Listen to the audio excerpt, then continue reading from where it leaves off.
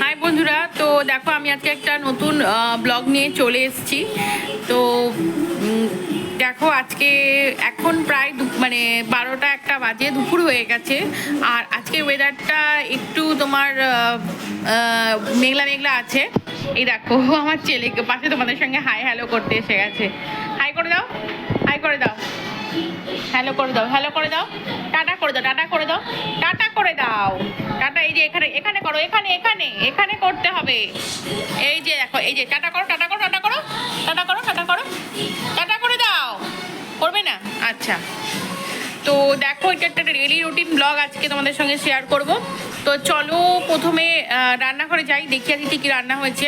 এখন তো গরমকাল পড়ে গেছে, তো সেই জন্য এখন রান্নাবান্নাতে তোমার বেশিরভাগই পাতলা আইটেমই বেশি থাকছে। মানে গরমকালে বেশি রান্নার এক্সপেরিমেন্ট আমরা করি না, কারণ আমাদের সবারই গ্যাস অম্বলের অনেক প্রবলেম আছে, বাড়িতে বাচ্চা আছে। তো আমরা প্রেফার করি একটু, সারা বছরই আমরা একটু পাতলাই খাই, বাট আমরা প্রেফার করি গরমে যতটা পাতলা খাওয়া যায়। তো চলো তোমাদের দেখিয়ে দিচ্ছি।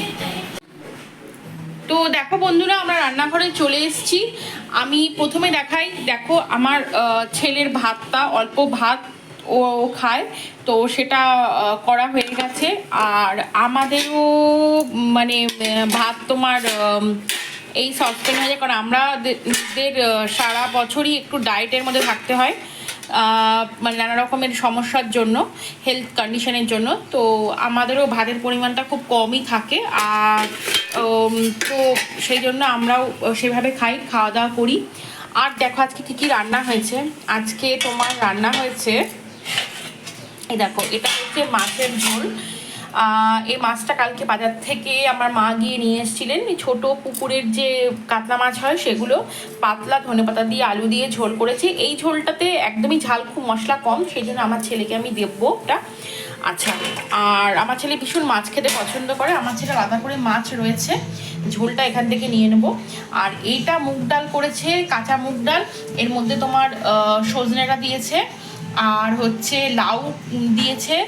আর এইভাবে আমরা ডাল খেতে খুব পছন্দ করি, মানে আমরা সবজিগুলো ডালের মধ্যে দিয়ে সেদ্ধ অবস্থায়, আর এমনি সবজি সেদ্ধ করা, এগুলো আমরা খুব পছন্দ করি। এগুলো সারা বছরই খাই, বাট গরমে বেশি। আর এই দেখো এঁচোড়, আমার শ্বশুরবাড়ির গাছেতে খুব সুন্দর এঁচোড় হয়, তো আমাদের গরমকালে কোনো এঁচোড় কিনতেই হয় না, তো ওখান থেকে এঁচোড় নিয়ে আসা হয়েছিল। তো সেই এঁচোড় কেটে কুটে রান্না করা হয়েছে। এঁচোড়টা একটু কষিয়ে রান্না করা হয়, তার কারণ এঁচোড়টা ঠিক মানে একটু মাংসের মতো কষিয়ে রান্না, পেঁয়াজ রসুন দিয়ে রান্না না করলে ঠিক ভালো লাগে না খেতে। তো সেটা দেখো করা হয়েছে। তো আমাদের মোটামুটি আজকের মেনু হচ্ছে এটা। তো চলো তোমাদের দেখিয়ে দিলাম, তোমরা ব্লগটা ফলো করতে থাকো। আচ্ছা, আরেকটা জিনিস আমি তোমাদের দেখাতে ভুলে গেছি। এই দেখো, এইটা একটা শাক ভাজা আছে, এটাকে বড়ি টড়ি দিয়ে সুন্দর করে শাকটা করেছে, মানে শাকটাকে ভালো করে ভেজে টেজে নিয়ে তার মধ্যে বড়িগুলো গুঁড়ো করে দিয়ে দিয়েছে। তো দেখো তোমাদের দেখিয়ে দিলাম আজকের কি কি আইটেম হয়েছে আমাদের বাড়িতে। আর আমরা কিন্তু গরমকালে মোটামুটি এইরকম আইটেমই খাই, আর যাতে কোনো শরীর খারাপ বা কোনো কিছু না করে, কারণ গরমের মধ্যে। তো দেখো তোমরা দেখে নিলে আজকে আমাদের বাড়িতে কি রান্না হয়েছে। তোমাদের বাইরেটা একটু দেখাই, দেখো মেঘলা মেঘলা, দুদিন ধরে একটু মেঘলা মেঘলা করেছি, বেশ বৃষ্টি হচ্ছে, যার জন্য ওয়েদারটা একটু ভালো লাগছে। যাই হোক, তো আজকে আমাদের বিকেলবেলা এক জায়গায় যাওয়ার কথা আছে। অ্যাকচুয়ালি মানে তোমরা যারা আমার আগের ব্লগগুলো ফলো করেছো তারা দেখেছো যে আমি পুরী থেকে কী কী কিনেছি। তো সেই সমস্ত শাড়িগুলো, ব্লাউজগুলো সব দেওয়া হয়েছিল, তো সেগুলোই আনতে যাব। সব কটা দিইনি, আগেরও কিছু ছিল, সব তো একসঙ্গে দিইনি, ওই অল্প অল্প করেই দিয়েছি। তো সেগুলো আনতে যাব।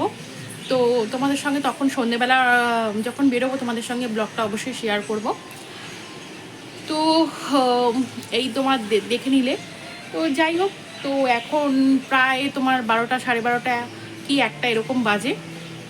তো আমরা এখন চান টান করবো, চান করে নিয়ে তারপরে দুপুরবেলা খাবো, খেয়ে রেস্ট করে তারপরে সন্ধ্যেবেলা আমার ছেলেকে একটু সন্ধ্যের জলখাবার খাইয়ে নিয়ে তারপরে আমরা যাব। তো তখন তোমাদের সঙ্গে কথা বলবো। চলো টাটা। দেখো ফ্রেন্ডস, এখন সন্ধে হয়ে গেছে, তো আমরা একটা জায়গায় যাব।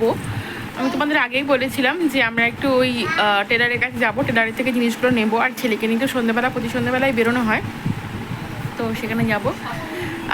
যাই হোক, তো দেখো এখন আমার ছেলে এই সন্ধ্যেবেলা তরমুজ কাটা হয়েছে, ওর যে কোনো ফল খেতেই খুব ভালোবাসে, তোমাদের আগেও বলেছি, তোমরা ব্লগে হয়তো শুনেছো।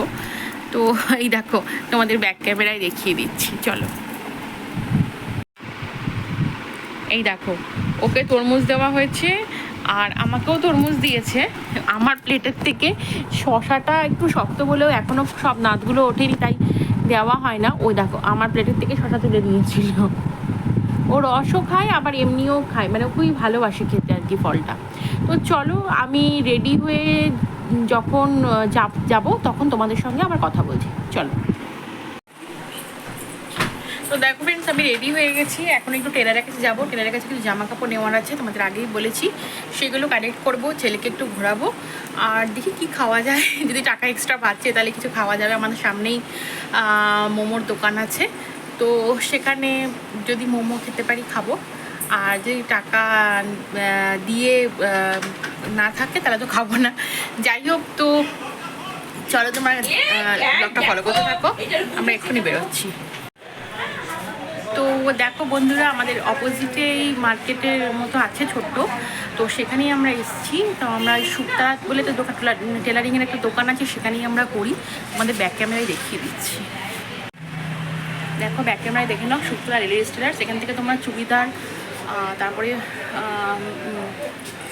ব্লাউজ সব বানাতে পারো, বাচ্চাদের জামাও বানায় এখানে। আর এটা অবশ্যই যারা নাগের বাজার দমদম চত্বর তাদের জন্য এটা বলছি। তো চলো আমরা দেখো এসেছি এই মার্কেটের ভেতর, সামনে মোমোর দোকান, সেখান থেকে মোমোও নেবো, মোমোটা অর্ডার দিয়ে দিয়েছি। চলো তোমাদের সঙ্গে কথা হবে, তোমরা দেখতে থাকো।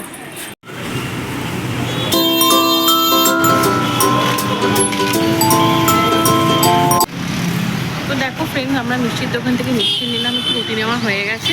তো তারপরে এখান থেকে রুটি করতে বাড়ি চলে যাবো, কারণ অনেক হাতে জিনিস হয়ে গেছে। তো চলো বাড়িতে তোমাদের সঙ্গে কথা হবে।